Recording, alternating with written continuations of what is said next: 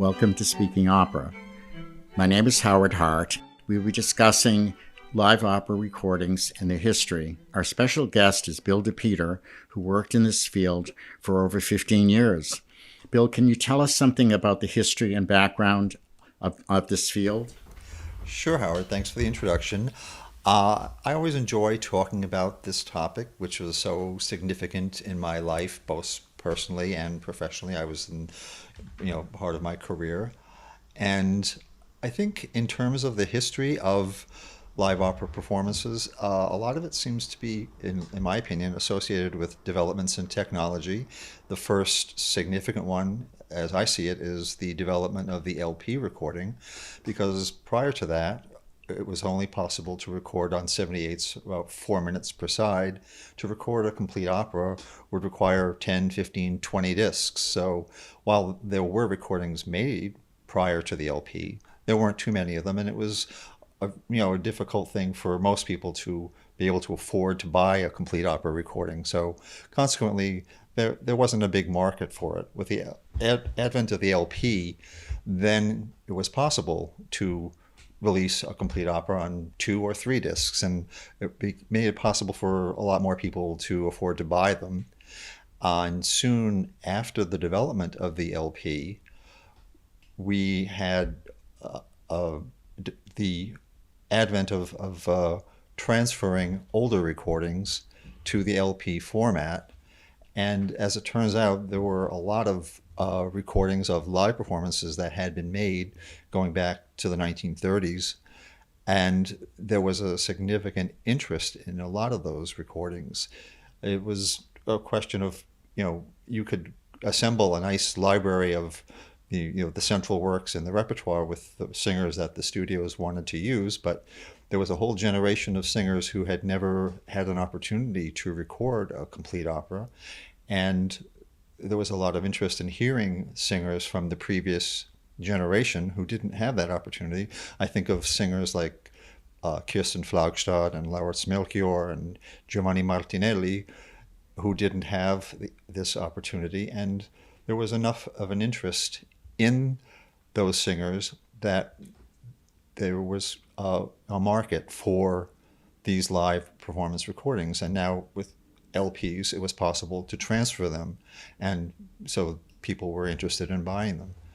So that, to me, was the first major development. And of course, we had a very narrow field, I guess you might say, that finding people who had access to these early recordings and the ability to transfer them. And of course, for us, we amateur historians who can look back, we know who the granddaddy of our field was, and that was Eddie Smith.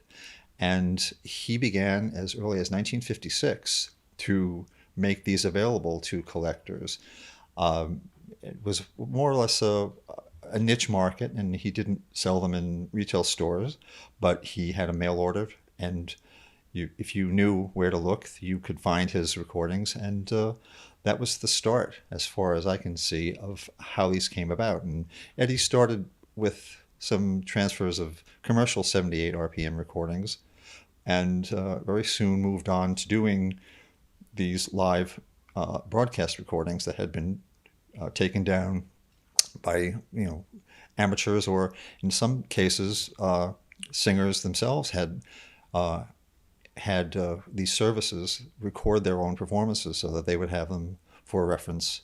And Eddie was fortunate enough to have contacts with a number of these singers, and that enabled him to obtain these very historic performances, and gave him the opportunity to make them available in LP for the diehard collector who wanted to hear something beyond what the studio recordings were offering.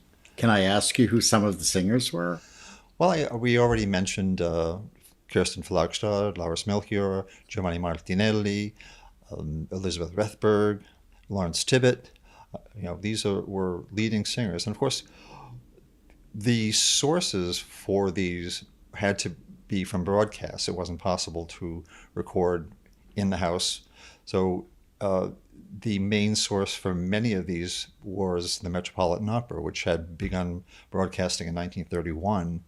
And as early as 1934, complete performances were being taken down. So here we have performances that were 20 or more years old, and it was possible to go back and hear them again. This to collectors was a major boon, and if you might want to hear the singers that you went to the opera house to hear, and they would be making contemporaneous recordings, but what about this previous generation, some of whom never did make a complete opera recording? And in addition to that, there would be singers who had straddled at both time periods, like Björling and Milanov, who did go on to make complete recordings, but maybe they didn't record all their roles. And you might want to hear Zinka Milanov sing Ernani, which she didn't record, or Jussi Björling sing Romeo and Juliet. So that was another opportunity to hear these great singers in roles that they didn't set down in commercial LPs. So Eddie was the pioneer. So what came after that? Well, there came soon after, I wouldn't say soon, but within the next 10 years, I think other people sort of caught on to the idea of a market for live performance recordings, and we came to perhaps the 60s, and by then it was possible to go into an opera house with a tape recorder and take down a live performance. You didn't need to have a broadcast, and we had other new venture people coming in, and other labels like MRF and BJR came along, and they had their own interests and the things that they thought were worthwhile. And so there was more of a proliferation. Again, it wasn't something that you would go into just any store and find. It was very much a specialty and be under the counter, or by mail order only kind of thing. But it became a real niche market, and I think there was an interest in singers, there was an interest in repertoire, and there was a better quality as time went on. People became more sophisticated, and the market became more demanding. If you were going to release a new recording of an opera that had never been performed in 100 years, you might want a libretto with that, or more information about the performance, or the singers or the recording. So, as time went on, that became another development, that people expected more than simply a disc and a paper sleeve, and we got more as time went on, and this was also in tandem, I think, with the musical trends that were current at the time. So the revival of the bel canto operas of Rossini, Donizetti, Bellini, the early Verdi recordings, some Strauss operas that hadn't been recorded by the studios. I think there was certainly interest in many of these different aspects of music and performance. You mentioned MRF and BJR, and we'll discuss other labels later on. When you mention interest, are you speaking of the operas or of the singers, or both? Oh, I think it's definitely both. I mean, the ideal would be to have a great or interesting singer singing in an unusual opera, but you might have a well-known singer doing a role that they hadn't recorded, some particular soprano singing Aida. Maybe she didn't record it, but you'd like to hear it. Or you might have some unusual Donizetti opera that hadn't been performed in 100 years, and better if it's a famous singer, but if they had unknown singers, it was okay anyway, because you wanted to hear the music. So Bill, when did you come along, and what was the state of the industry at that time? Well, I started in that industry in 1980, and at that time, what had occurred was the European countries had made it legal to release any live performance that was more than 50 years old. It became public domain. One of the things that had always held back the manufacturers in the United States was that it wasn't clear whether they needed permission to release these performances. But I think the change in the European laws gave a sense of legitimacy to the distribution of these recordings. And I think at that point, a lot more of the retail stores felt that it was okay for them to have these recordings on their shelves. And in turn, the American manufacturers or producers were also a little more able to, sell their product in retail stores. And when I came along, we were already able to, distribute and sell to, the leading retail record chains like Tower and King Carol and, the well-known stores in the major cities. So for me, it was an opportunity not only to participate in this and gain a lot of satisfaction out of helping to get out some of these wonderful things that I had always wanted to hear and see on records. And that was where we were kind of when I came along. And when you say I came along, were you working? What were you doing? What kind of work did you do in the field?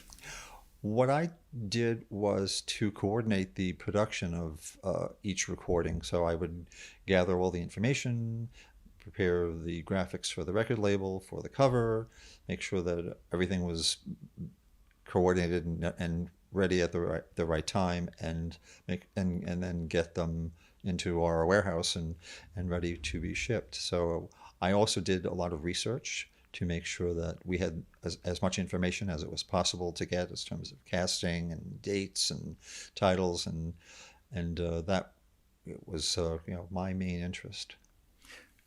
Who would make the decisions, or how would you make decisions as to what performances you would make available to the public? There were a number of different reasons. There was, of course, a lot of interest in any performance that was a first performance of an opera in recent memory, or a first role performance by a major singer. So if one of the three tenors was going to sing their first Enzo and Gioconda, of course everyone would want to hear that, and that might be a reason to do so. And we had people who made suggestions, people who dug around in the archives and found something that hadn't been around before in any form, and that would be something of interest.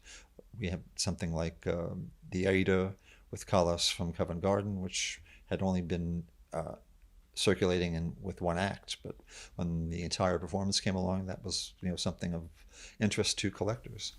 When that was first released, I was around at that time, and I remember that two of the Callas performances, which made me very happy because I'm, as you well know, a very big fan of Maria Callas. I believe that was the first time it was put out complete on CD. Right. If I'm not, and we're both mentioned on that. And then later on, the label is, at that time he used it. There were a number of different names for the label of the company you worked for, right? Right. Yes. Yeah. That was Legato Classics. Legato. Yeah. And then later, you issued the Maria Callas in Dallas, mm-hmm. which I believe was the first time that had been released on CD. Right, and of course the famous Lisbon Traviata with Callas and Alfredo Kraus was another great discovery that caught a lot of interest from a lot of people. So I have another question, since we're kind of going a little bit here and a little bit there. A number of singers you worked directly with some of the singers for tapes and performances. Did they ask you to put out these performances in some cases? And maybe we should mention the names if you're okay. Some of them are now not with us any longer, but we'll have to trust your honesty. Well, you had a whole spectrum of reactions from the singers. Many of them were very enthusiastic, and some of them did, of course, want to have performances of roles that they knew they were never going to record available to their fans. We had Mirella Freni, Placido Domingo, Richard Tucker. I mean, there were definitely interest in perpetuating or preserving their legacy and making that available to their fans. With some operas that weren't recorded commercially that were available through your company in Legato and Lyric, right? At that time. Yeah, HRE. And HRE and ERR, were there performances that the singers had never recorded that were wanted by the public in general? Oh, certainly, yeah. And, for instance, a rare Meyerbeer opera, L'Africaine, which was performed with Shirley Verrett and Placido Domingo. And at that point, there wasn't much interest in Meyerbeer by the commercial labels, and to have this opera, which to this day hasn't been commercially recorded, available with these major singers, was something that the real hardcore opera fans were definitely interested in. I remember years ago, before we met, and I worked in Harvard Square at Discount Records, and we were laughing at this originally. Eventually, I made some friends with people who used to go to that store to buy recordings, and they would always look at. Do you remember the bin from Maria Callas? Oh, what it yes, said? What did it say? It said Maria Callas' Voice of Truth. I was there. I saw it. And that's before we became friends. Right. And an interesting part of working in that store, and this was that Harvard University was literally right across the street, and they would order MRF, and we would get orders in, and they had, MRF in particular had done many Meyerbeer and Cherubini operas, and they did a lot of unusual repertory, and also they furnished librettos, which I think was probably a key in a way, but they ordered almost the whole catalog at one point. And I'm going to amend my earlier statement because it came back to me that the bin was actually Voice of Truth and Beauty. Thank you. I wasn't going to correct you. It was a long time ago. So it's a wonderful experience, and we'll talk later on together about our experiences in the music field. Right. I will put something in here now, which it sort of makes me look at years now have passed, and how many wonderful singers I've met. I won't mention their names here, or maybe I will. I have to think about it.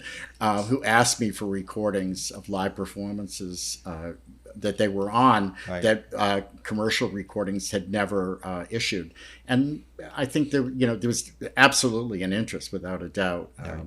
I see a lot of, I've seen a lot of comments on Facebook about how the wonderful experiences people have had with live performances and how important they were, and how singers talk about them. Yes, definitely. You remember we were at a tribute 2 years ago. Neil Shikoff talked a great deal about the live performances and how wonderful they were, and how he looked forward to them. And yeah, no, Neil was someone that my boss was friendly with, and who's that? That was at Ed Rosen, and you would get interest from them not only in their own performances. I mean, they might be performing in some venue in Europe or in another part of the world, and they didn't necessarily have access to their recordings, but we wouldn't necessarily, of course, release them, but we might get a tape that the singer would be interested in getting, so that they could study their own performance perhaps, and use that to improve their interpretation perhaps, and just to hear how they're doing.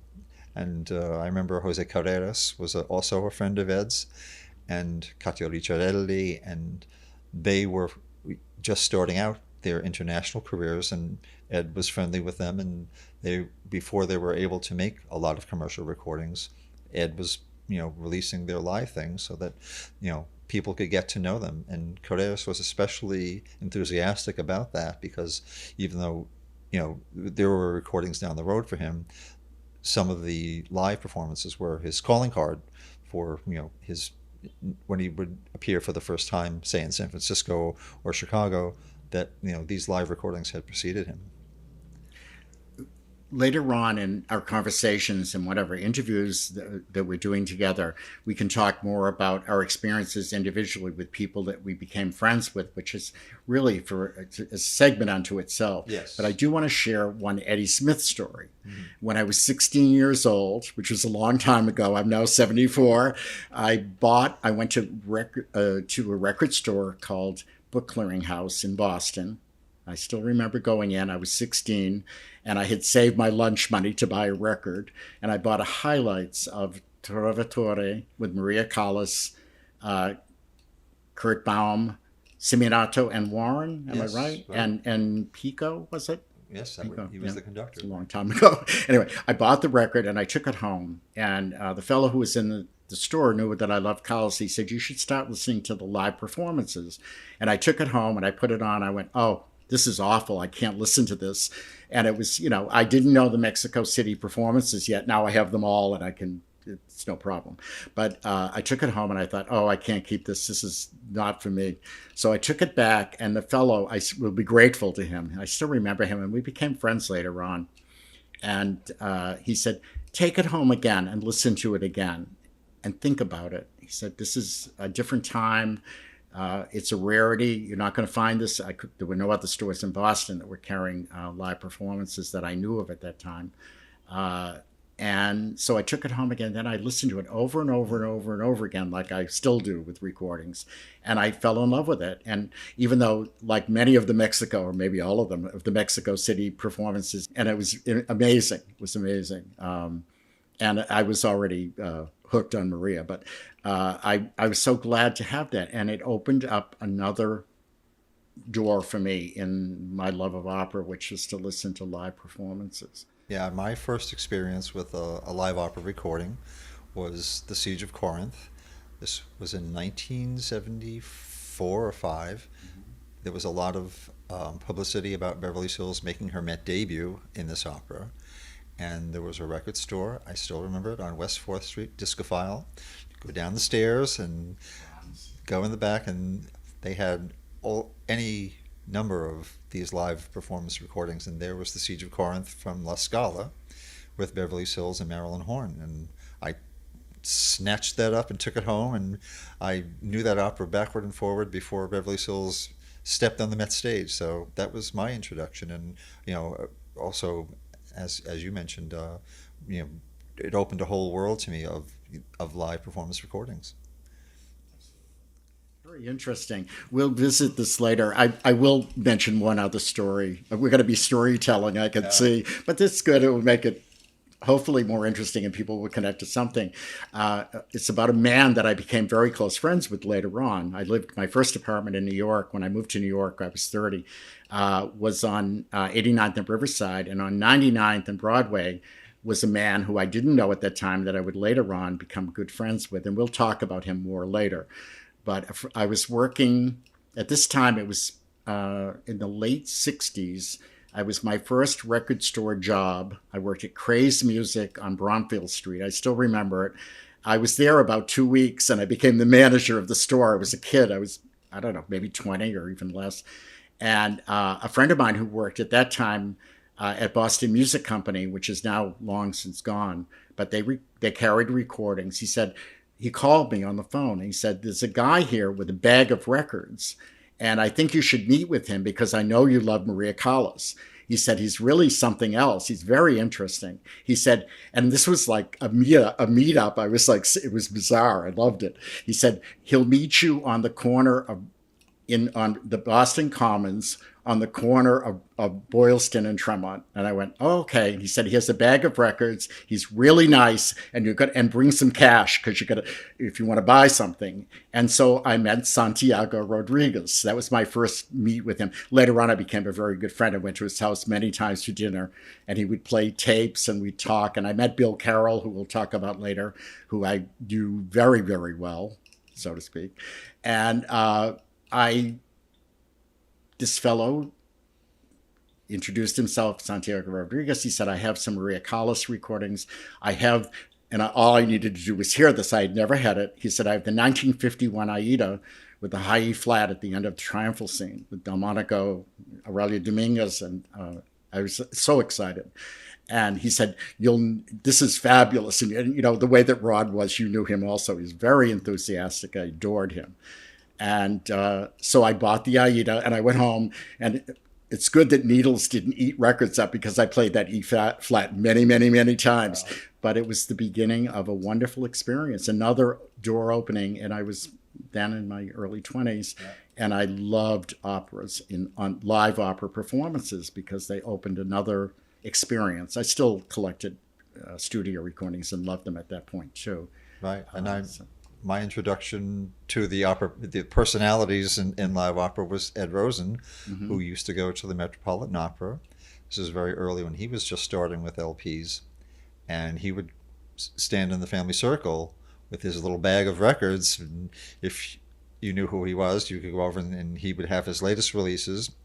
And I remember the first one I bought from him was Renato Scotto and Jose Carreras singing duets. Right. I remember that all very, very well. Yeah, and that's how I got to know Ed. And ultimately I ended up working for him. This concludes the first episode of Live Opera on Disc, A Short History. I want to thank Bill DePeter for joining us today. We will continue on with transfers on pre-LP material, proliferation of various live labels, introduction to public domain in Europe, a spread of the live labels in retail stores, transition to CDs, the demise of brick and mortar stores, transition to downloads and file shares, and the current status today of live operas on disc or on file shares. I really would like to encourage you to go to our website directly. SpeakingOpera.com is our website. Speaking Opera on Facebook is a Facebook page. Speaking Opera on YouTube. Also, there will be an Instagram page as well. I want to thank you for joining me today. I want to thank Bill DePeter also for being willing to do this 3-part presentation of live opera on disc.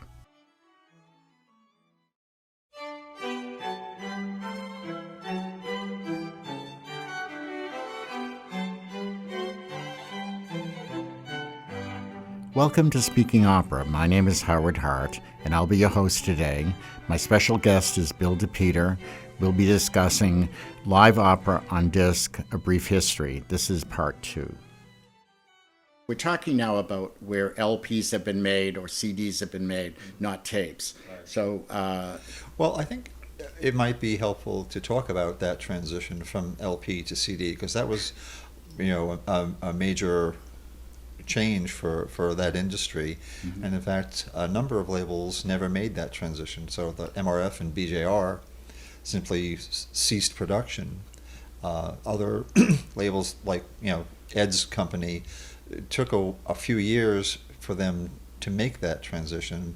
They had to relearn everything because the technology had changed, and they had to find places that were willing to create this CDs, whereas previously there were LP manufacturers. So during that period, I had left the field, and about 3-4 years later, I came back to it and began essentially doing it all over again, but now on CD. And so, in addition to re-releasing all the things we had done before, we had whatever was new still coming along, and that was a difficult transition for the field, but in other ways it was a proliferation, because there was such an interest generated now by the new format and people wanting to replace their LP collections and add to them. So I think during that period, that was a real heyday for us. We were able to do some really great work, and that was, as mentioned previously, when we had found the Callas Covent Garden Aida performance and other unusual things. There was a wonderful recording of I Puritani with Mirella Freni and Alfredo Kraus, and a Verdi Requiem from the 1950s with Leontyne Price from Philadelphia. Wonderful performances that hadn't circulated in any form prior to that. So this was, for me, a really major time in terms of my career in this field. We've met some people along the way, just to mention a couple of names, since you're talking about legato and lyric classics and so forth, that when you were there, the product changed the way it looked, and Jim Sellers, a.k.a. Giacomo Vendatore, started doing the covers, and that was before, I think even in LP days, right? That he's got Yeah, on he had board. done some Yeah. LPs for us too, but he was very helpful in the transition because, a record cover could be very basic, but with CDs, you really were required to provide more information because, as we all know, that the CDs had track listings. The performance was divided so that you could cue to a particular point in the performance. So that information all had to be provided in the notes or the whatever documentation you provided with the CDs. So there was extra work involved in that, and you needed someone who had some graphic design capability or experience to be able to do that. And Jim had a real flair for it because he loved opera and had done graphic design as a hobby for himself, and that was a real boon for us because we were able to do a more aesthetically pleasing product, so that when someone saw it, it would make it all that more desirable because it was nice to look at. Right, and then I think also John Gottwald and Aubrey Barris had done notes for those recordings as well. We also were starting to provide more in terms of the background and the history of the opera and or performance and the performers involved. So that was more work for us to be doing, and finding people who had the right background and knowledge to provide that information for us. You left the field in 1998. What brought that about?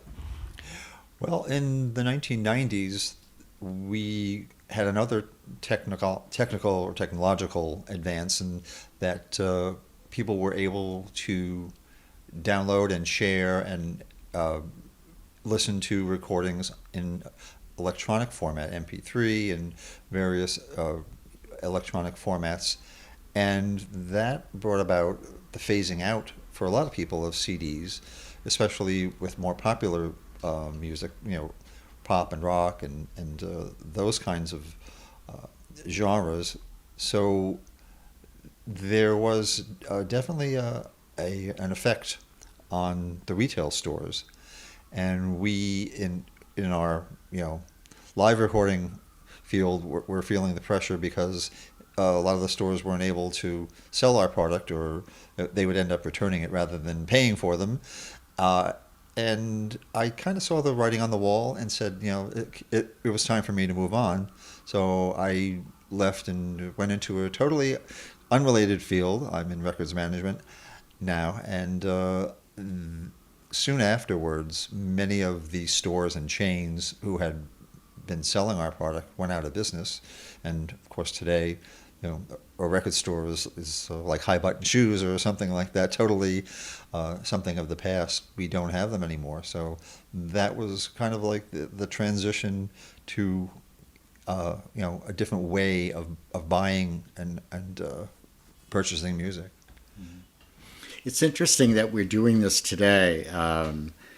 I'd lived in New York for many years. Now I'm living in Boston again. We're good friends. We go to opera a lot together. The beginnings and the endings of the CD as we knew it, and of course we all had huge record collections at some point, most of us. And I look at the field in general, and for many of us, some of our friends, mutual friends, continued and worked in the few record stores that were left. And other than that, and I think some other people I know that are very fine people that I know from the record business that I've stayed close friends with, many of us moved on. And I wanted to tell a strange story in the middle of all of this because I had a memory of the music business and how it was. There were so many wonderful people. I'm not going to mention names because there were so many of them. When I first moved to New York, that were in the music field, classical music. But I remember when we had done an interview with Lucia Pop, and she's just totally one of my favorite singers of all time. And we went to to Washington, D.C. to hear her in recital. And this is part of, I think, when I look back on it now, it seems so long ago, that the person who sold Angel Records, which was the classical part of Capitol, didn't know who Lucia Pop was, and he was there to represent Angel Records at her recital. I found that really disturbing. Oh, was it in the record store? I can't That was remember. an in-store. I remember. Was in the I was store, with you, yeah. and he showed up, and he had a little printed bio of her. He said, "Oh, I guess I should read this so I know who she is." And we were both kind of taken aback. I mean, that's for another time and another conversation. But the music field years ago, when I worked in record stores, you would people would ask how many symphonies did Schumann write? How many did Beethoven write? How many piano concertos did Mozart write?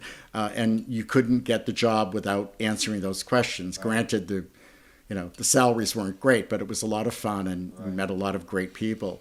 And it's changed. It's changed. Yeah. One of the things I thought about with working with this subject is the love that people felt from all the labels that we'll talk about later. Yes. But they really loved it. And I thought of Forget. When I met him, I had some people were interested in MRF, and I was at German News, and we weren't really selling MRF, but we got some for somebody, some of his recordings. And I met him. He was a very delightful man. I really didn't know him well, but he did a Caballé imitation that was amazing. Mm-hmm. So, people loved singers. And I will ask you, that strange record that Ed Rosen never sold of duets. Tell us about that. I think that's kind of interesting. Well, because Ed was friendly with a number of singers, in some cases they would visit him in his house, and he had a piano, and someone would sit at the piano and play the music for some operatic scene or duet or ensemble, and Ed would sing along with Cacio Ricciarelli and Jose Carreras. And in another circumstance, Ed was an amateur baritone, and he, like many people in that position, aspired to perform. He had done musicals when he was a teenager, but he had a friend who was in arts management who got him an engagement to sing Amonastro's in Aida in Florida. And to prepare for this engagement, he was lucky enough to have Montserrat Caballé say that she was willing to help him learn the music for the big Act 3 duet with Aida and Amonastro. So he went to her hotel room when she was in New York, and lo and behold, there's a recording of Ed singing the Aida duet with Montserrat Caballé. So he had enough material to put out an LP, which he did, and he didn't sell it. I guess he figured that there wasn't perhaps enough commercial interest, but he liked to give it to friends and acquaintances and other singers so that they would know that he was actually a musician as well as a record producer. It's a fun man. Yeah. I have very fond memories of that. Yeah, but the demise of the bricks and mortar stores was a transition, but as most of us know, there are now on the internet, websites where you can purchase recordings. So CDs do continue, and you can purchase live opera recordings. But I think the trend has been now for a more legitimate release of these performances. Many of the opera houses, we'll discuss this later, have their own labels, or they work with other producers to release their live performances in a way that the artists are at least acknowledged or compensated somehow, so that there's a more legitimate approach to how these are recorded and released. Mm-hmm. Some of the major recording labels that we know of that were in the United States, they also released live performances. How do you think those were different than the ones that were available on the live performances of more specialized labels, shall we say? Well, I think the approach tended to be different.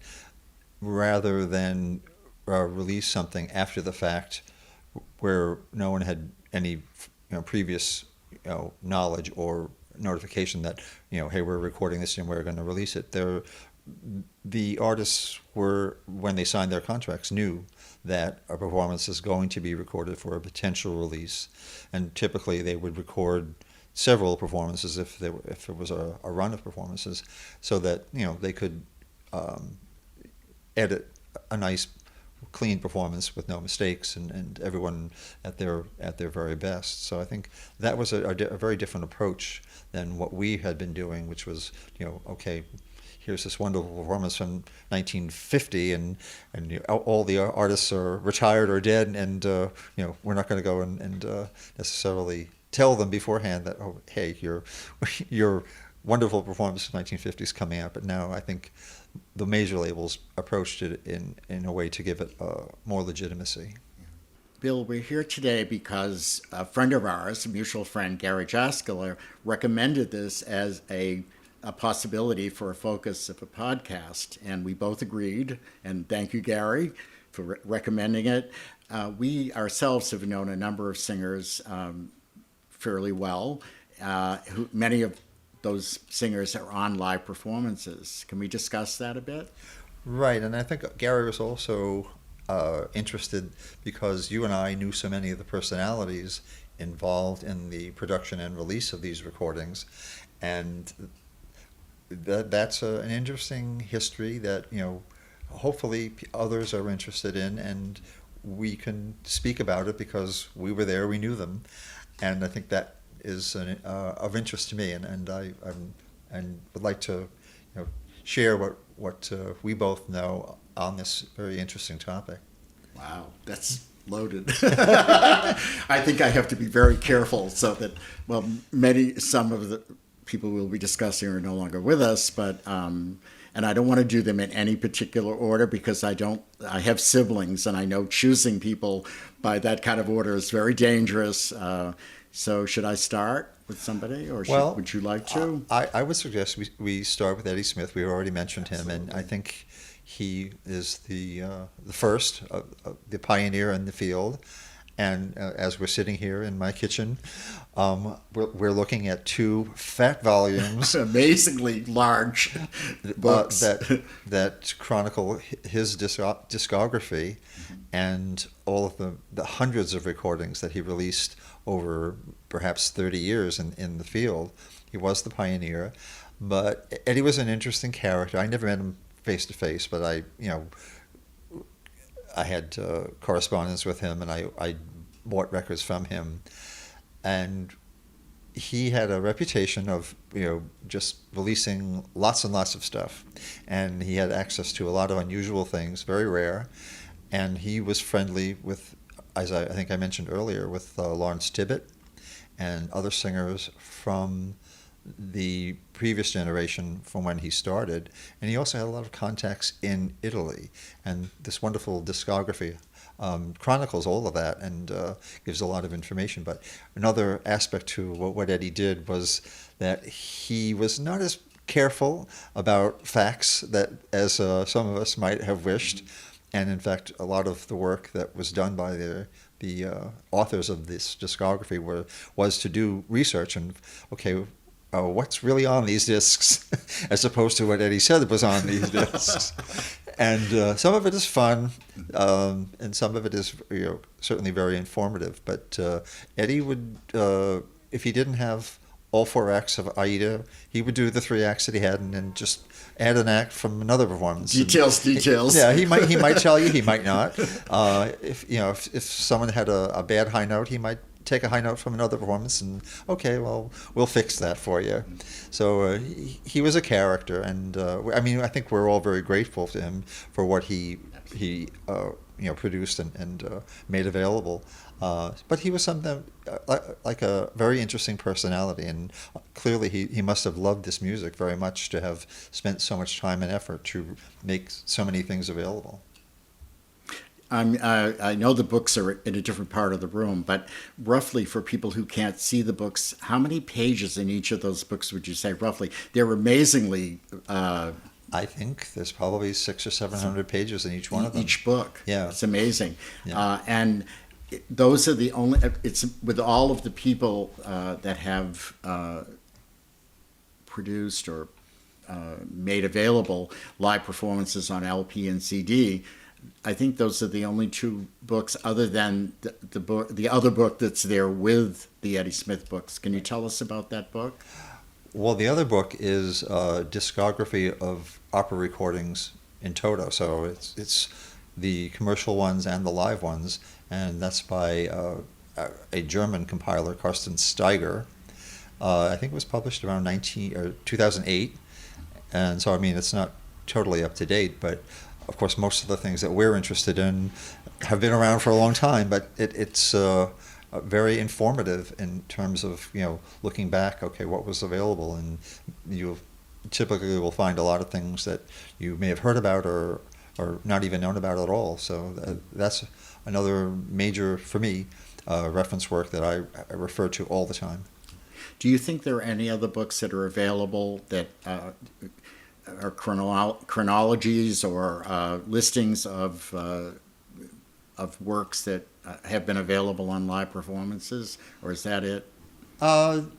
There are, of course, numerous opera discographies, and there are surveys of opera recordings. But for the most part, the ones that I know about, the ones that you come across most frequently, don't address the live performance recordings unless they were released by a major studio. So, for instance, the performances from Bayreuth were recorded by the major labels. So, I mean, that type of live performance would be in them, but not the kind of things that the Eddie Smiths of the world were releasing. They typically will leave those out. Of books, I'm guessing off the top of my head, and I have to refer to, or I will refer to the recording of books that I have in my own collection. Renata Scotto's book, More Than a Diva, and the Magda Olivero book are two that come to mind, where they list live performances in the back of the biography and autobiography in both cases, I guess. But right. Are there many books like that of singers?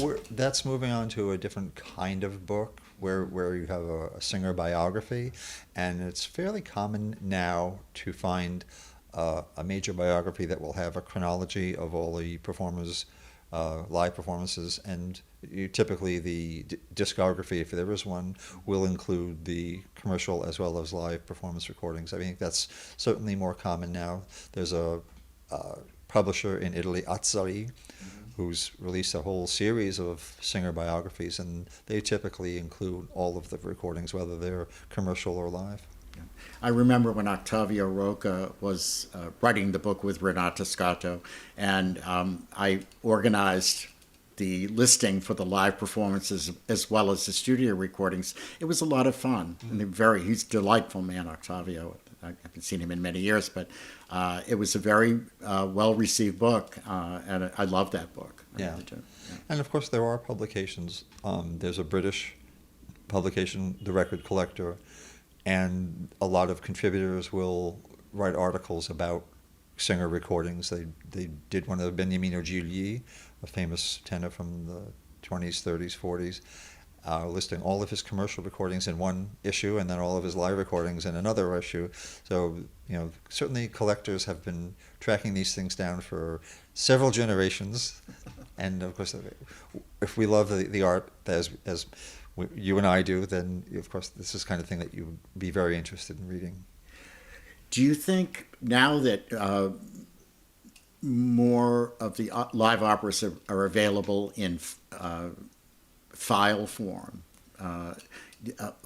where do you think the direction is going with all of this?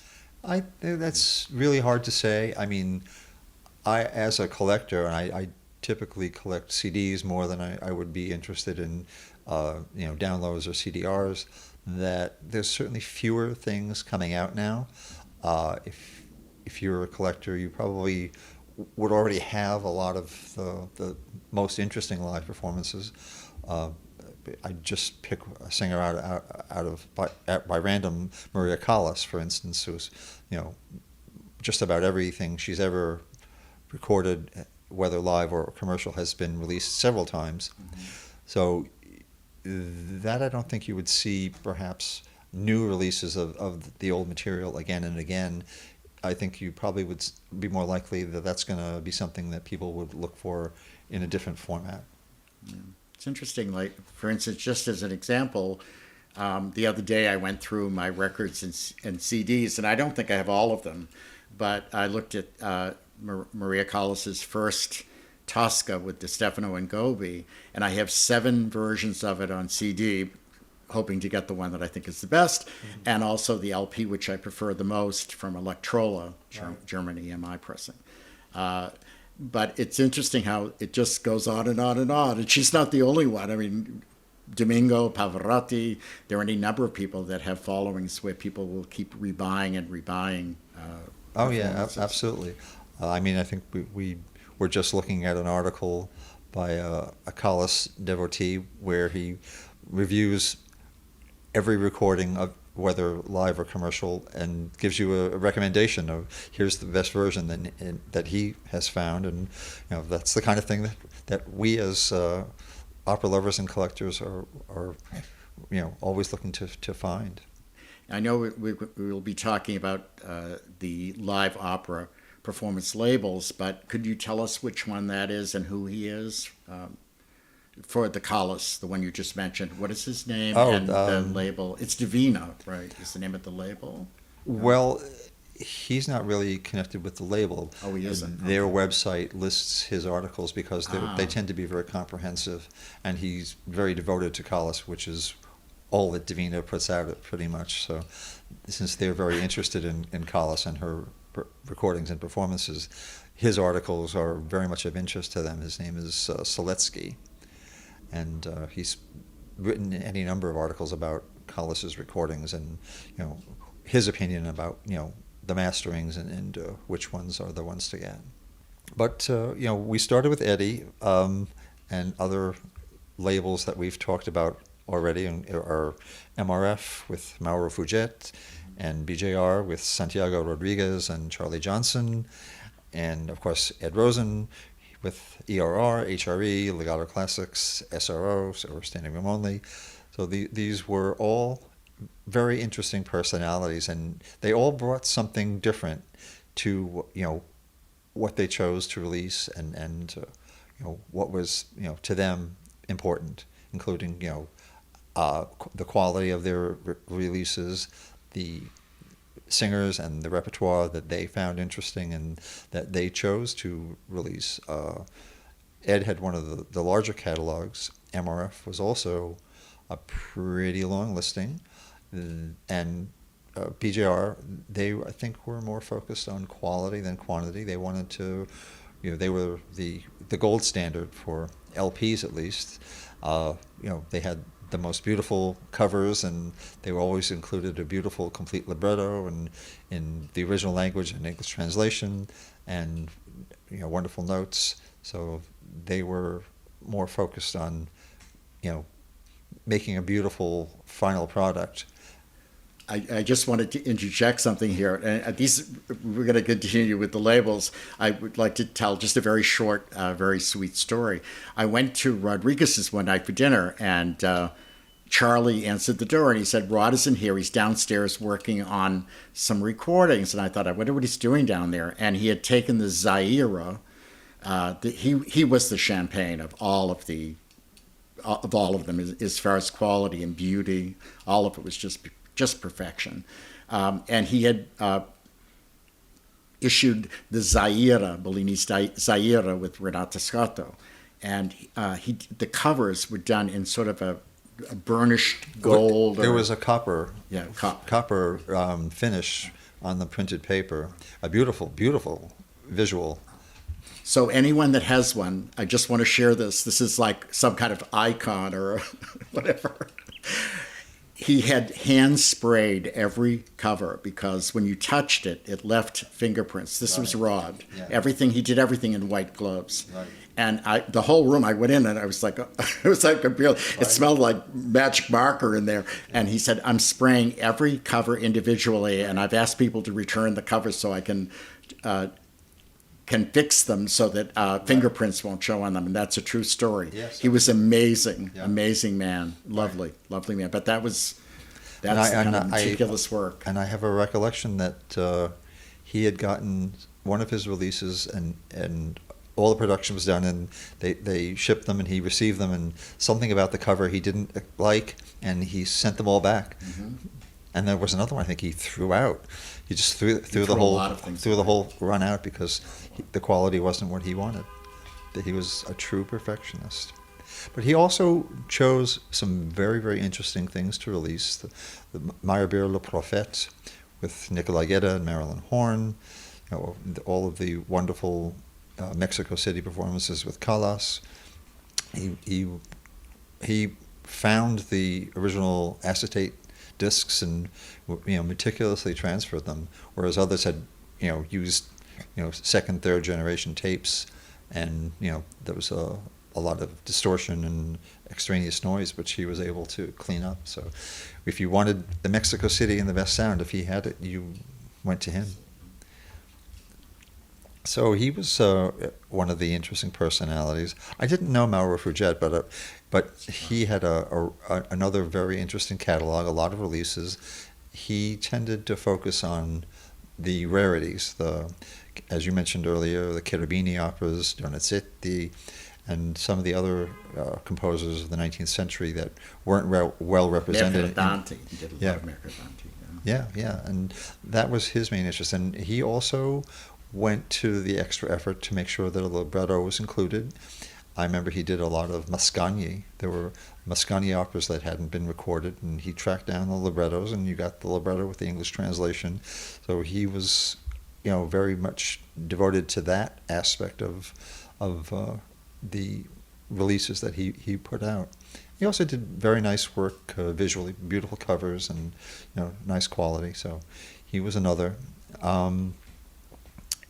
Ed, of course, who I worked for, Ed put out a lot of stuff.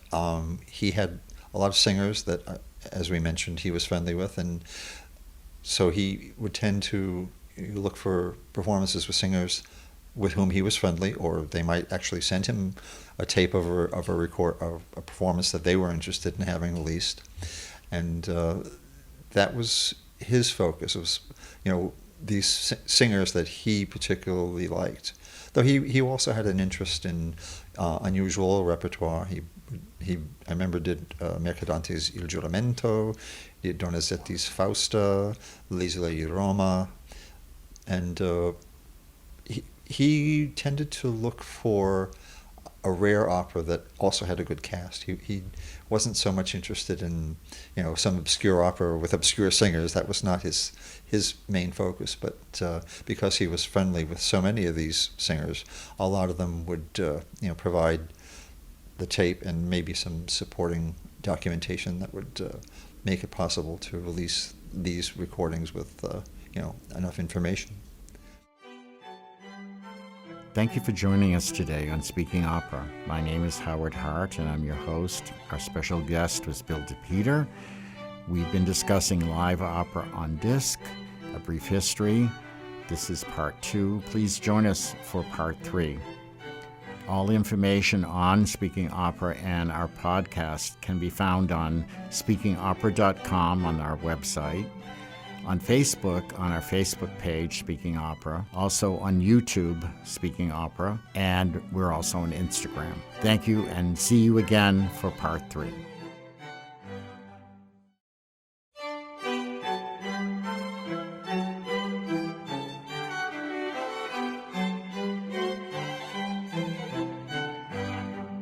Welcome to Speaking Opera. My name is Howard Hart, and I'm your host today. I will be joined by our special guest, Bill DePeter. We'll be discussing live opera on disc, a brief history. This is the third in a 3-part conversation. Another personality that we both knew was Ralph Ferrandino.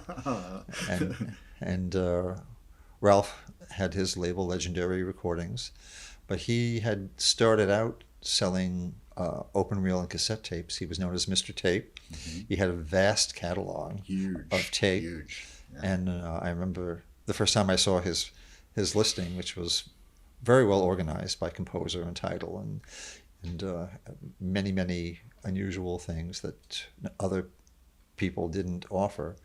And he was also friendly with singers, Very friendly. and would make a point of releasing uh, performances with Teresa Stratas and Grace Bunbury, and he was a great admirer of Licia Albanese, Sam Raimi. yeah, and yeah, those were things that were of particular interest to him, and he also had an interest, I think, in the unusual things.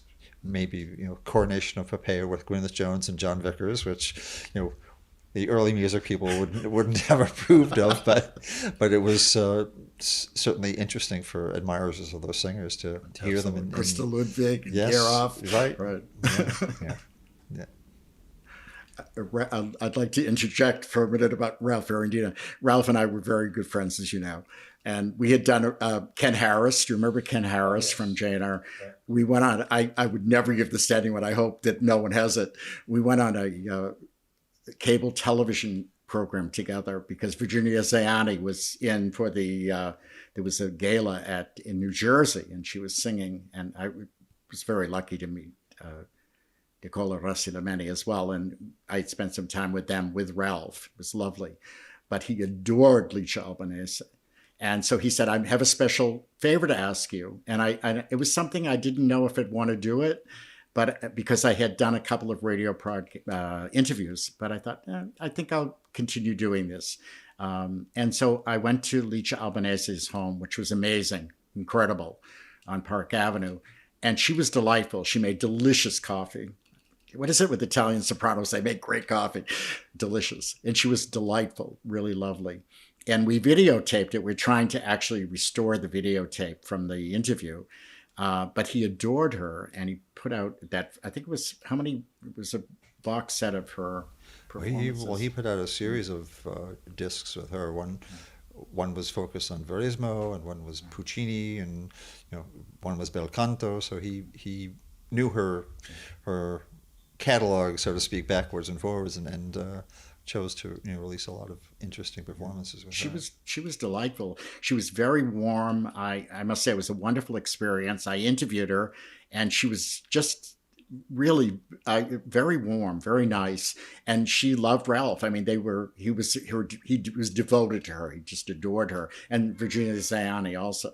And he was a character. But I know in his home when he lived near Lincoln Center, Grace Bunbury, especially Teresa Stratas, any number of people would visit him and get tapes and so forth. So, right. And Sam Raimi was friends also. Well, I think Stratas was a good example of a singer who didn't make a lot of commercial recordings. So, if you were interested in her artistry, the only way to experience that was to find the live performance recordings with her.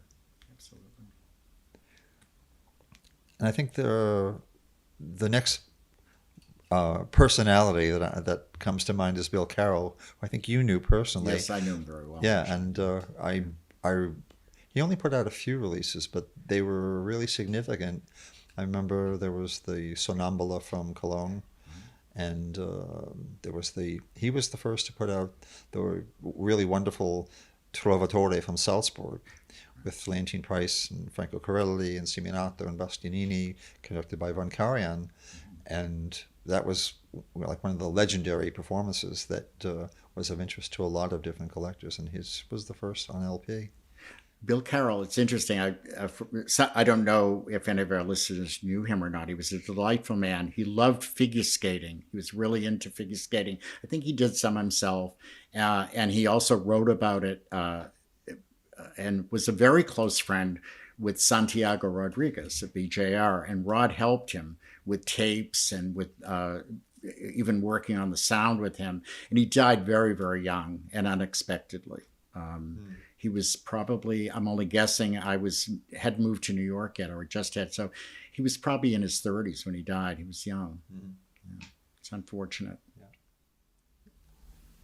And one of the other interesting labels was Voce. Yes. And that was the work of three guys who lived in California, one of whom is one of the authors of the Eddie Smith discography, Bill Collins, and then there was a fellow who worked at Tower Records, and another fellow who was a big collector, and they focused on the things that were of interest to them. They tended to look for obscure corners of the repertoire, Mozart operas that hadn't been recorded, and Stefani operas, and they had some certainly interesting releases. They tended to take a very plain presentation. They didn't do a lot of colorful covers or anything. It was all black and white, but in a very neat, orderly fashion. They had nice notes and definitely good documentation. But they chose some interesting things. I think Bill Collins did the notes, if I'm not mistaken, and Bob Rose did some of them as well. Bob Rose was the main person, or I don't know how that worked. Yeah, I mean, I knew all three of them. And Melvin John. Yeah. He was the Tower person, and Bill Collins was the author, and Bob was, he, if I remember correctly, was retired, but this was more a hobby that became a profession in a sense, a new career for him, because he had, when I visited him, he had the largest LP collection of opera that I had seen up to that point. Even larger than mine when I lived in Brooklyn well, Heights. it probably will be as big, but his was all opera. Yours was not. We're close. I only had 10 versions of the Beethoven symphonies. Right. I had a pretty substantial collection at that time. I recall that, but I remember seeing Bob.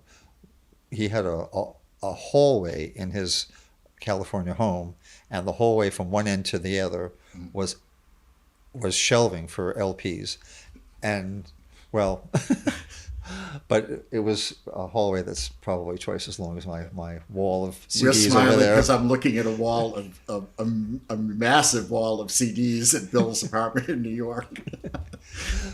Right, but as I would say. Bob's hallway was probably twice as long as my wall, and it was all LPs. He had a really vast collection, and he had been around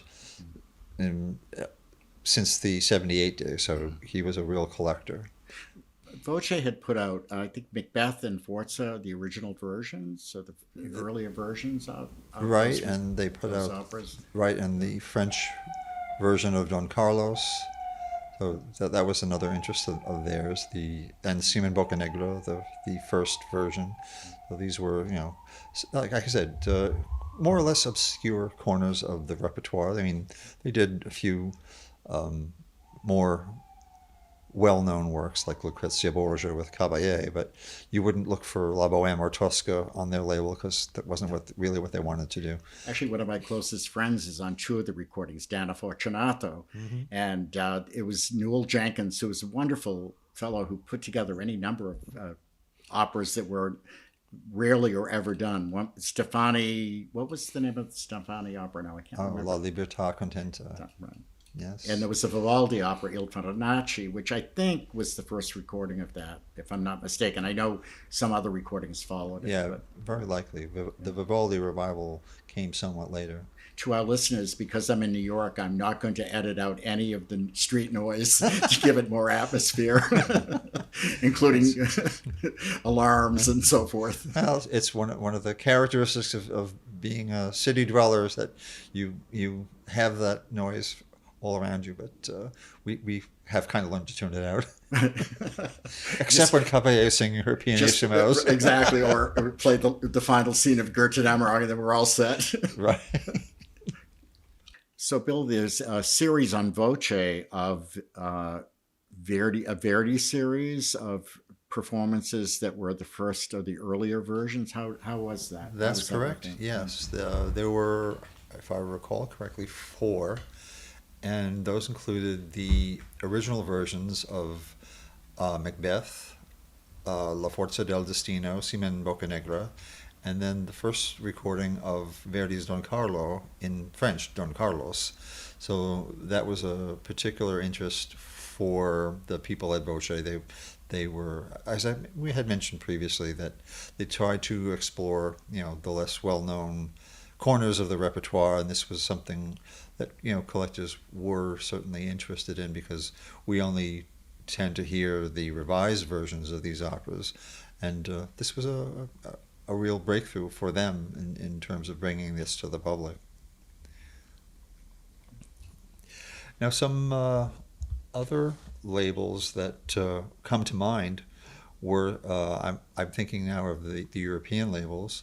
There was Melodram, which was the work of a soprano named Ina del Campo. She did sing at the Met and in some of the European houses, and she undertook to start releasing a fairly substantial catalog. They at one point had but just about everything from Bayreuth for the first 10 years after they reopened after the war. And she, I believe, was friendly with some of the singers as well, and her own history. I remember her singing a duet from Tosca with Ed Rosen when we visited her in Milan, so she was a bit of a personality. One major personality for the Italians was a Greek named Nikos Velisiotis, and he was the mastermind of any number of labels. I think of Arcadia and Hunt, and also the Fonicetra line. And Nikos was if I may say so, a bit of a wheeler dealer, and he would, and I don't want to cast aspersions, but he was not above some fakery. There's a notorious recording of part of Turandot, ostensibly from the Teatro Colón in Buenos Aires with Maria Callas, and it seems that has been pretty much disproven that it's a fake. But it was pretty controversial when it first came out, and not everyone agreed whether it was real or not. But he supposedly had concocted this out of various recordings to create something that wasn't authentic. Seletsky, he has an article about this. Oh no, I'm sorry, it wasn't him. It was Milan Petkovic, who was also associated to some degree with the Divina label. Mm-hmm. And he did all the research, and there was oscilloscope testing, and in his opinion, it's a concoction of Callas's early studio recording of the aria in Questa Reggia, part of her complete recording, and then the Decca recording with Mario Del Monaco, and then they interpolated a high C for Delmonico, which it's claimed Delmonico didn't sing at those performances. He never did the high C. So the whole thing seems to be pretty much fraudulent, but Nikos was not above this, but he was an interesting personality, and he also loved music. He was very much an enthusiast, and wanted to bring a lot of this stuff to the public, whether real or not. But that was the perhaps most significant fraud that one might say that I'm aware of that he was associated with. Mm-hmm. Another label was Mito, and that was I guess either German or Austrian fellow, Hans-Peter Ebner, and he was associated with Nikos for a while, and then went off on his own and started his own label. A lot of very interesting stuff. He did pretty high quality work, I think. He managed to get better sound than a lot of others had done. So his stuff was... That was the Mito. Yeah, very much worthwhile.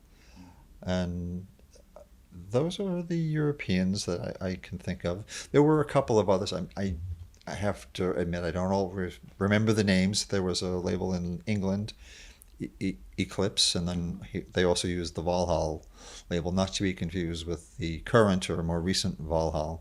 But that was a British fellow, and he had put out, I remember, a number of Covent Garden performances, Traviata with Giulia and Aida with Cornelia and Giulia.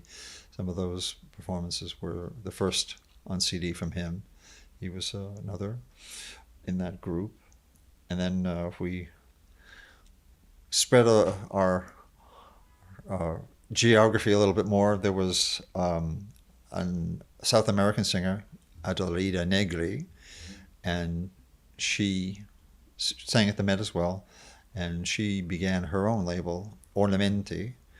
And initially it was a variety of performances, but ultimately ended up being a vanity label. She released, a really big catalog of her own performances. So she was out there too, and so a few things about her label didn't always pan out. I remember she put out a recording of Don Carlo with Caballé from the Orange Festival and left out a huge chunk of the performance, but added some kind of addenda to fill out the rest. So you kind of wonder, well, why did they leave out, a big piece of the performance just to leave room for something that didn't belong there? But she was another one.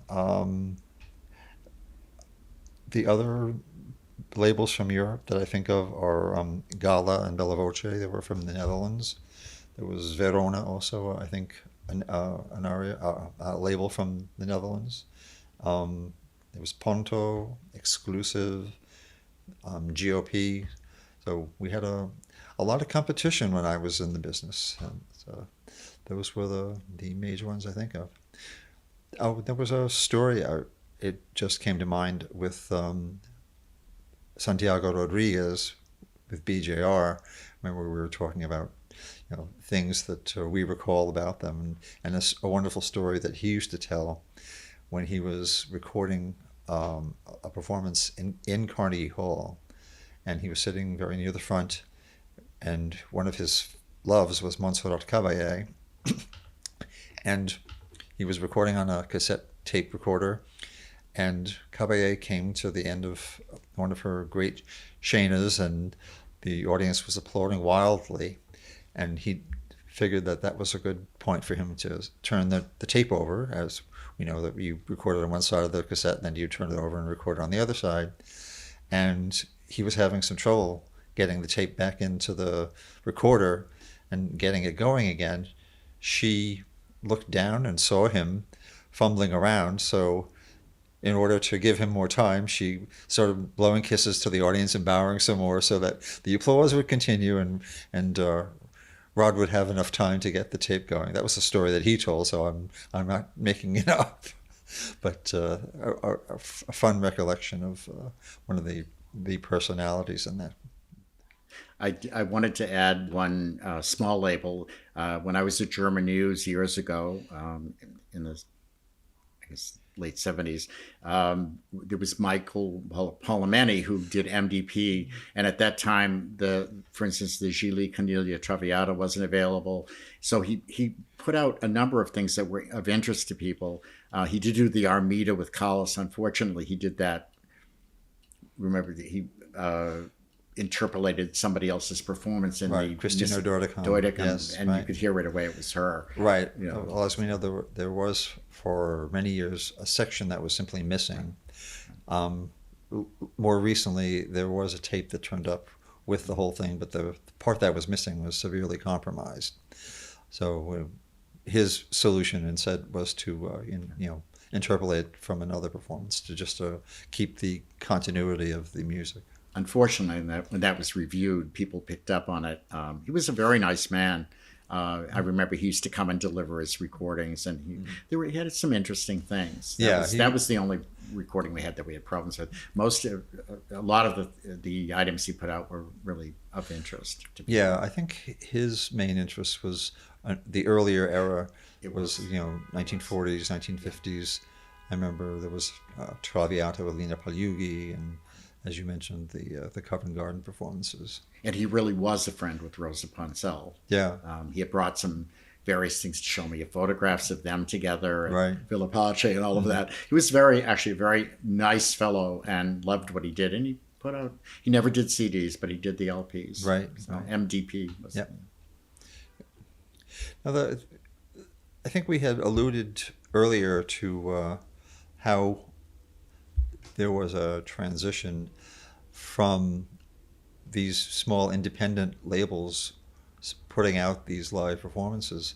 And I think the major labels ended up sort of getting on board, one might say. And more recently, it's not uncommon for DG or Decca or Philips to record a performance live for release on CD.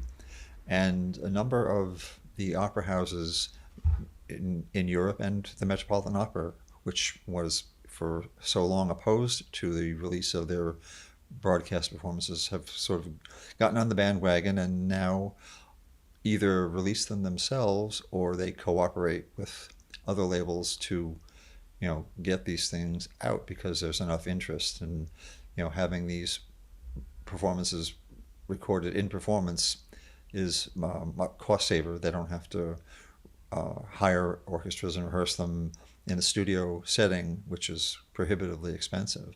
So we do have any number of live labels associated with the opera houses, and they authorize their releases. One of the early ones was Mondo Musica.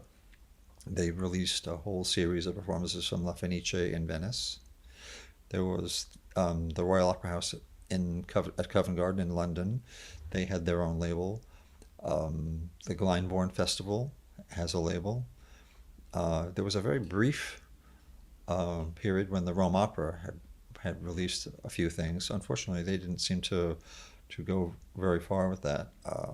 The Met has released their own performances, and they've released others through on the Sony label, a whole series of broadcasts.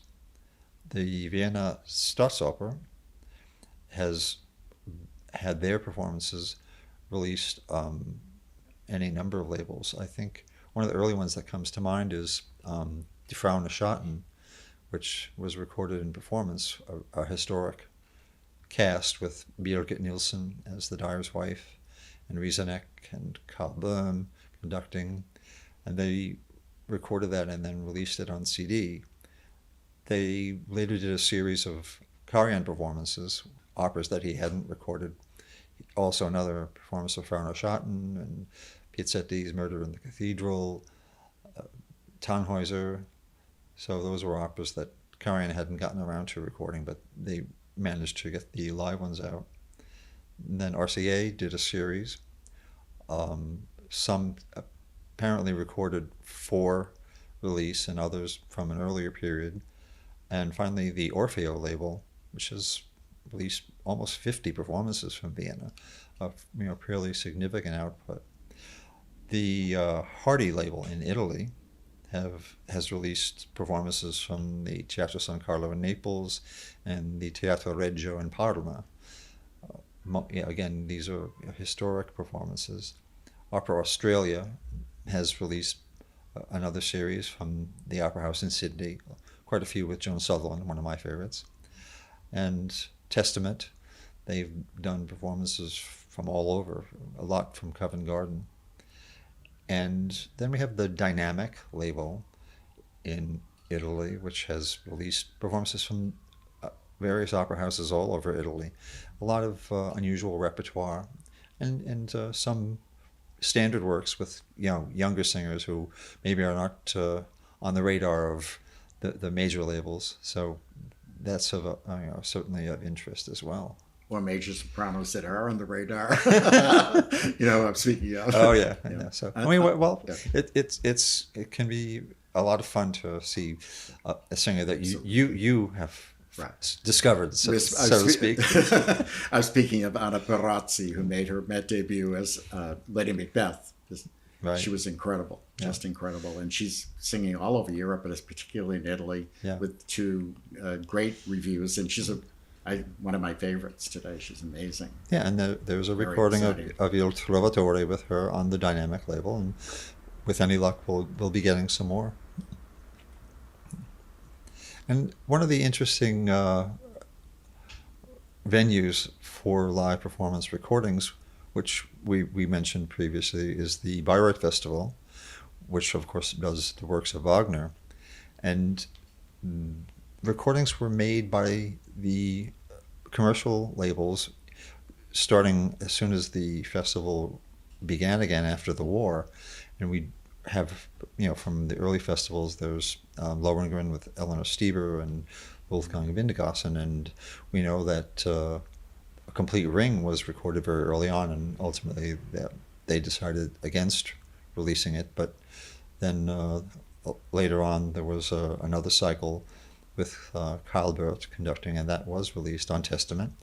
And a number of other performances, I think of The Flying Dutchman with Astrid Varnay, and other Tristan with Nielsen, and then there was the Ring with Carl Böhm from the 60s. So that's been an important source where, in that particular case, the commercial labels wanted to be able to release these Wagner performances, but perhaps recording them in the studio was too expensive. So this was an alternative for them to go into the Bayreuth Opera House with their cooperation and record live performances. So even early on, we can see that while the independent producers were doing their thing, the commercial labels saw the potential of these live performances as a way to offer recordings. So because I'm not too much of a traditionalist, I think we'll do this a little differently than I normally do interviews, which is I'd like to ask you now, how did you get into all of this? How did it all begin at the beginning? And you go first. Okay? All right. All right. Right. Yeah, so for me, this journey started in 1973. I was a junior in high school, and one of the teachers in my school would get score desk tickets for the Metropolitan Opera. Those were seats that don't have a view of the stage. They were meant for students so that the student could sit and follow the score. They wouldn't be able to see the performance, but they could hear it and follow the music. And he would offer those to the students in my school. And we were reading Shakespeare's Macbeth at the same time that the Metropolitan Opera was performing Verdi's Macbeth. And that kind of caught my interest. I said, well, that would be interesting. I've never been to the opera. Let me go and see Macbeth. So I went and spoke to him, and he said, oh, I'm really sorry, but all the tickets I had for Macbeth are sold. But he said, but there's another way you can get in. He said they sell what they called at the time student rush tickets.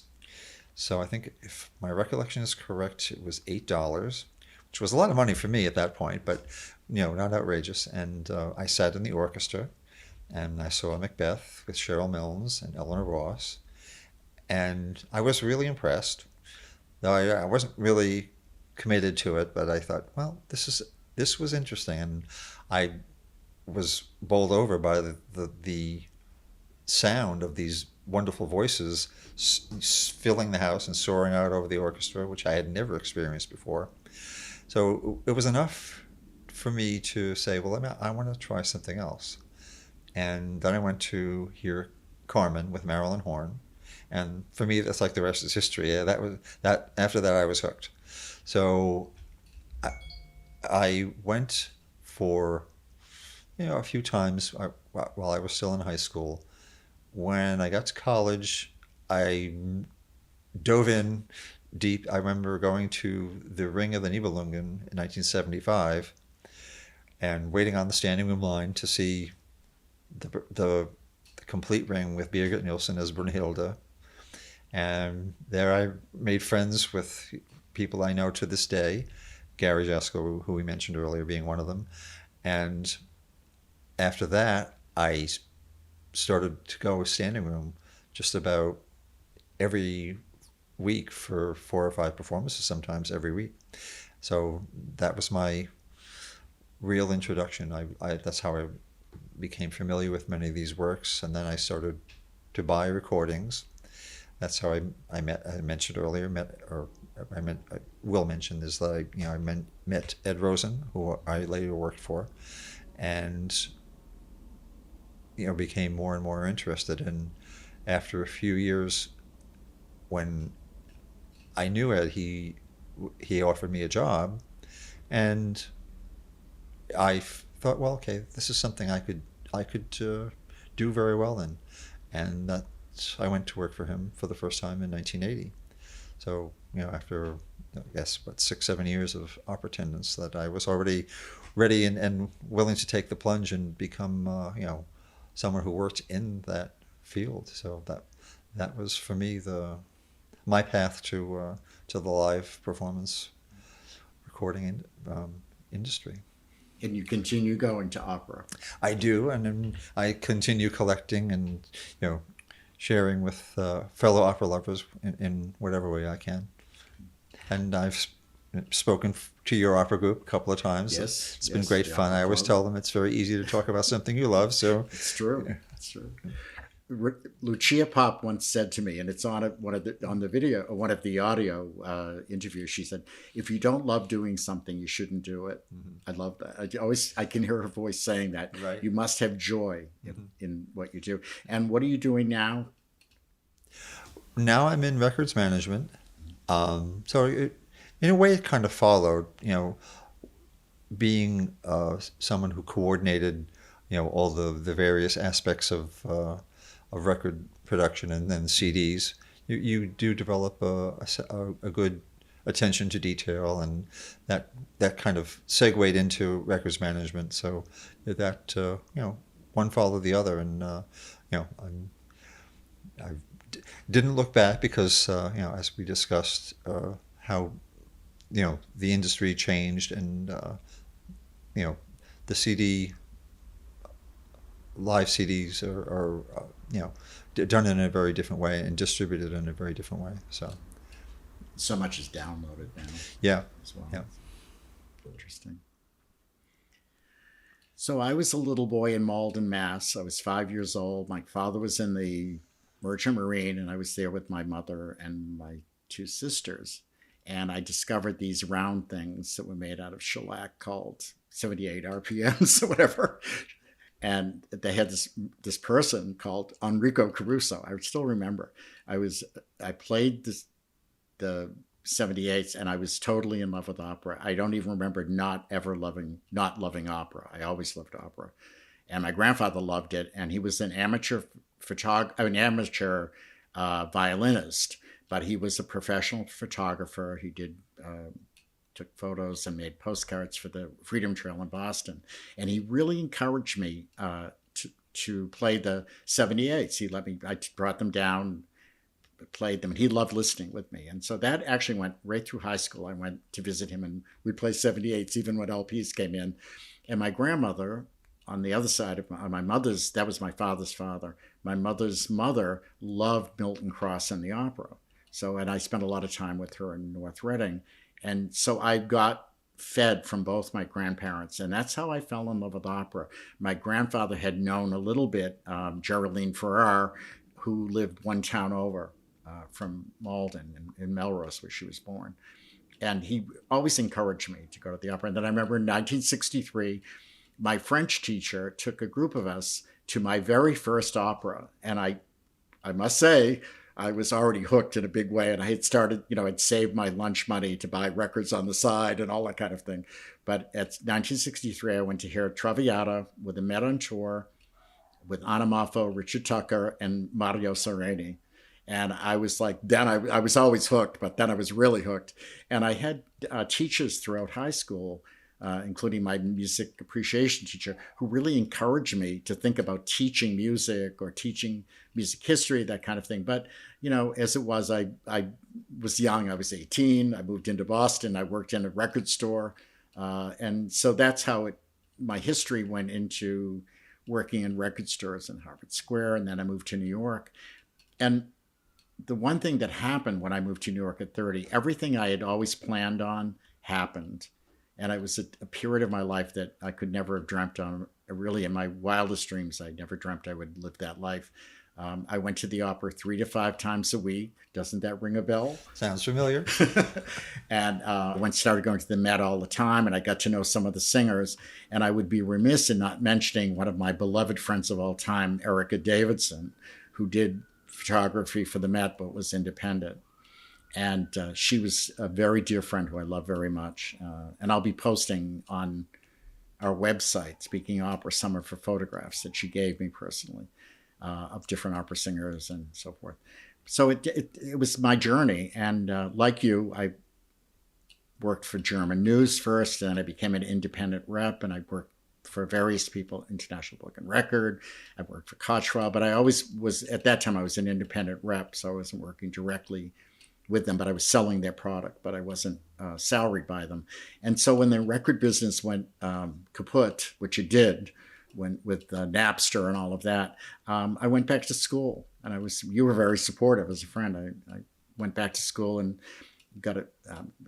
gained a credential in chemical dependency counseling, and ended up eventually being a director of an outpatient department. But my journey in opera never changed. I was always at the opera.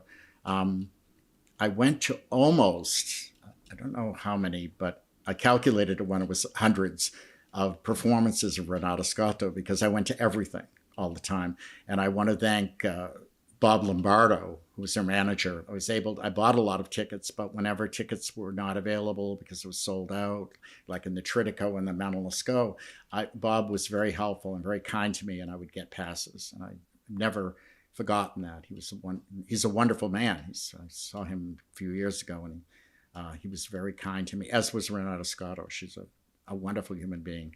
Right, but I'll interject and mention that our paths crossed because of our involvement with the industry. I worked for Ed Rosen producing the records. You worked for a distributor who was distributing the records, and that's how we met. That's very important. That's how we're here today doing this. So right. I'm probably going on too long, but there are so many memories that, we love the singers. I remember when I first met, it's before I mentioned it, when I moved to New York, I stood through two Frauen Schattens, big problem, right? Leonie Riesnick, James King was Schroeder Feinen, right. And Böhm conducting. I'd never heard Böhm conduct live before.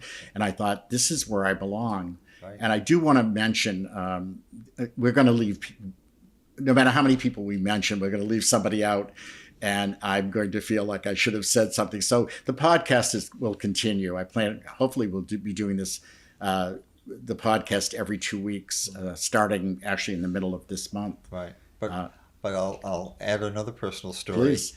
One of the first times that I traveled for opera, I wasn't the very first, mm-hmm. but I remember that the Chicago Opera was doing Lucia di Lammermoor with Joan Sutherland, one of my first loves, mm-hmm. and Luciano Pavarotti. And I thought, 1975, I thought this is probably the only opportunity I'll ever have to hear Joan Sutherland sing this opera. Lo and behold, she continued to sing it for quite a few more years, but at the time I didn't expect that was going to happen. So I said, I'm going to make sure that I get out there. I remember writing to the Chicago Opera. I sent them a blank check. I said, I'll buy any ticket for any performance. And lo and behold, like two weeks later, I got the letter in the mail. I was ecstatic. But being a poor student at the time, I couldn't afford to stay in Chicago. I could afford the airfare, but I couldn't afford the hotel. So I flew to Chicago the day of the performance, went to the opera house, saw Lucia di Lammermoor, and then went right back to the airport and stayed overnight in the airport and caught the flight back the next morning. That was devotion. That is I don't know if I do it now. But we think of people lining up, yours with standing room and people waiting outside, and opera is a wonderful, wonderful thing. Yes. It really is. And I was just to kind of cap what I was saying. When I left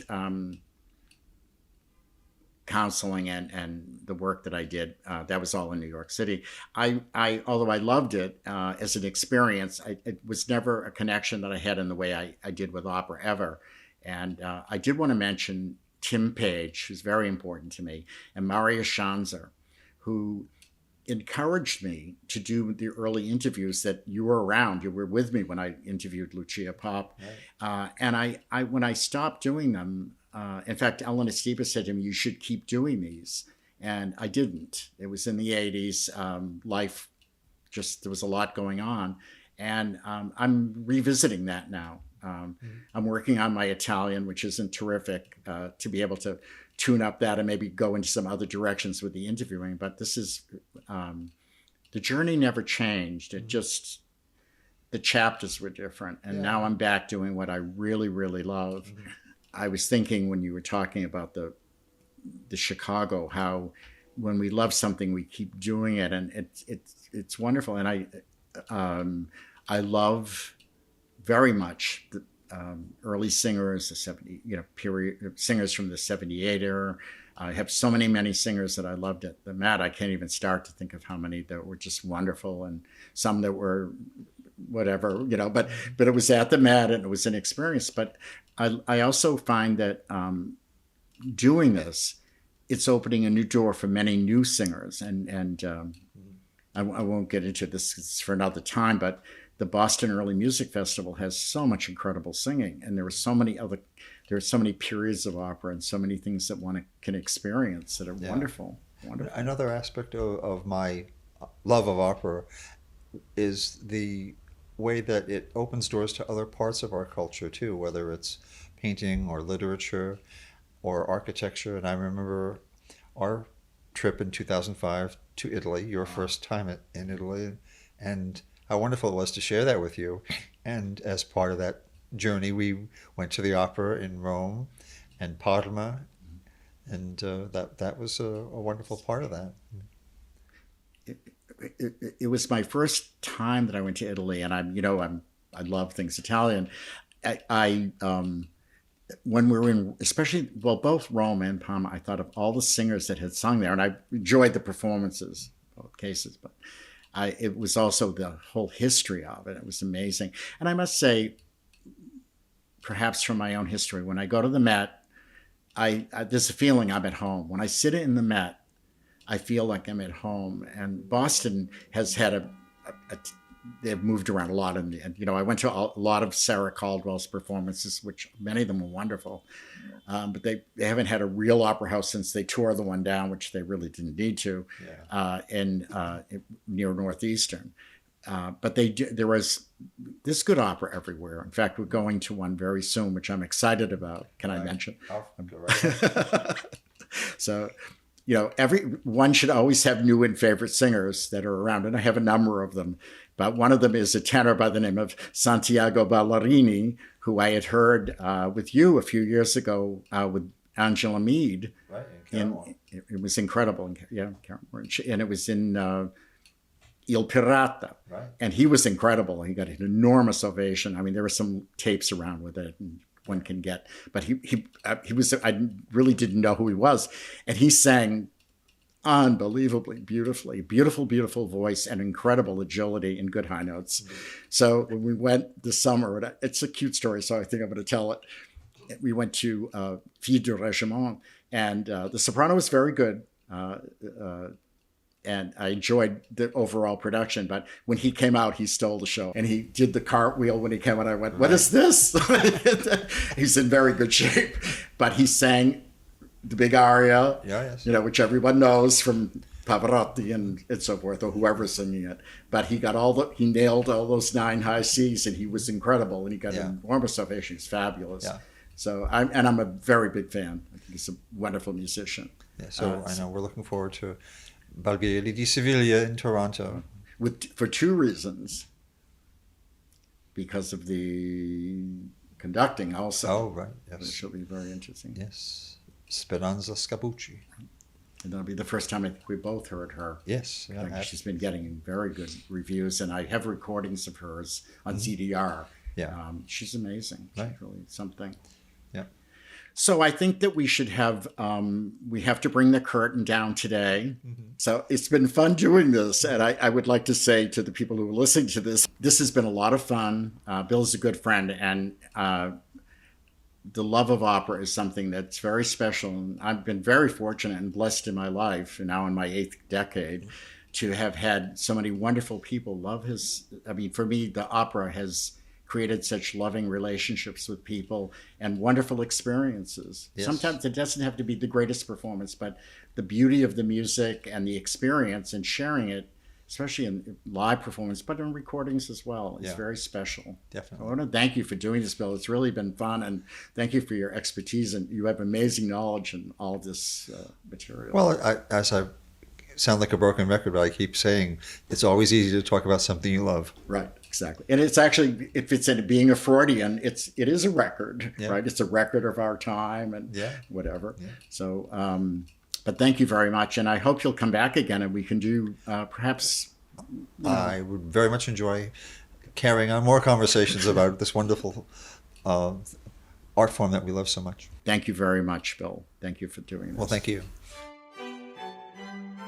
Further information on Speaking Opera can be found on our website at speakingopera.com. We can also be found on Facebook on our Facebook page, Speaking Opera, and on YouTube as Speaking Opera. Also, we can be found on Instagram.